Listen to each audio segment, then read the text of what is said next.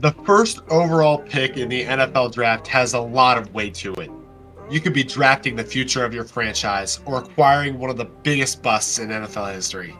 Regardless, the pressure is on. In 2003, the Cincinnati Bengals drafted who they thought could lead their franchise for years to come, Carson Palmer. With the first choice in the 2003 draft, the Cincinnati Bengals select Carson Palmer. Now, this man had a slow start to his college career, but ramped up to have a phenomenal ending to his college career. He played at USC, which has historically bred very good quarterbacks. Look at Caleb Williams right now. He's another number 1 overall pick. But his first 2 years at USC, he didn't play the full second year, and he only totaled for 1,965 yards, 9 touchdowns, and 9 interceptions. The touchdown to interception ratio is something that you're going to see for years to come. His sophomore year, 2,914 yards, a big step up, with 16 touchdowns, 18 interceptions. So again, a worse ratio, 54% completion rate as well. Then his junior year, he threw for 2,500 yards, so he regressed, threw 58%, so slightly more accurate, and only 13 touchdowns and 12 interceptions. Right, so you're thinking, like, you're looking at these stats like, okay, he's okay. He's not great. You know, his yards are good, but they could be better. He throws a lot of interceptions.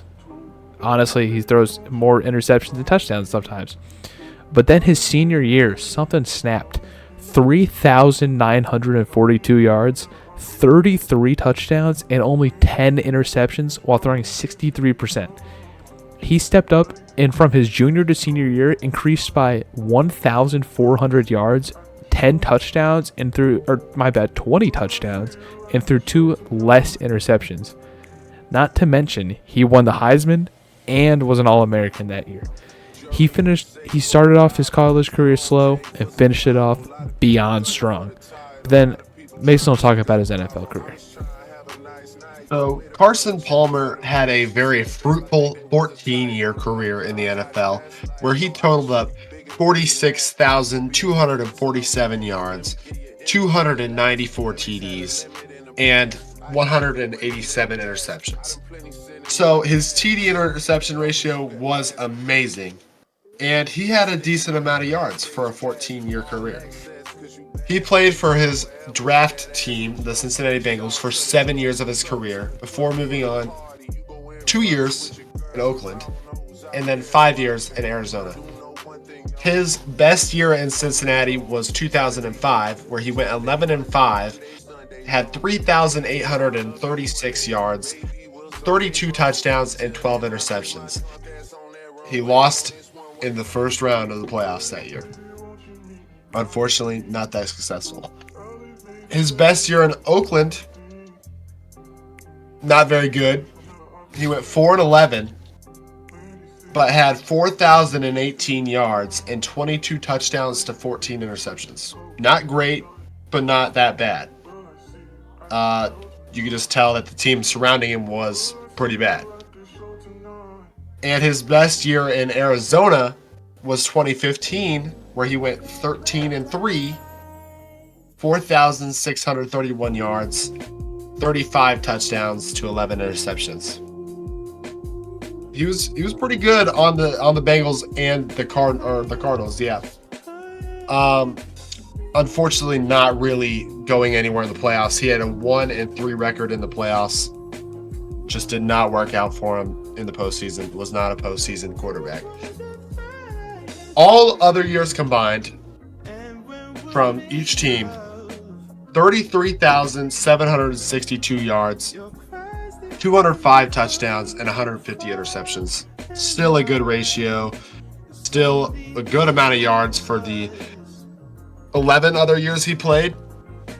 And yeah, he got by. He was a good quarterback in the regular season. Just could not make it very far in the playoffs. Yeah, and as Mason said, Carson Palmer he's a good quarterback, right? 46,000 yards on 294 touchdowns it's a great stat line. Like, he wasn't bad. It's just he never saw playoff success, nor did he really ever see the playoffs. He only made it to the playoffs 3 times in his 14-year career. And it seems like this isn't a guy that you can blame that on his fault, because he played good. I think it was just, the Bengals are historically a pretty rough team. The Raiders are historically worse. And the Cardinals, though, that was a pretty good Cardinals team he was on with Fitzgerald, I believe. So, yeah.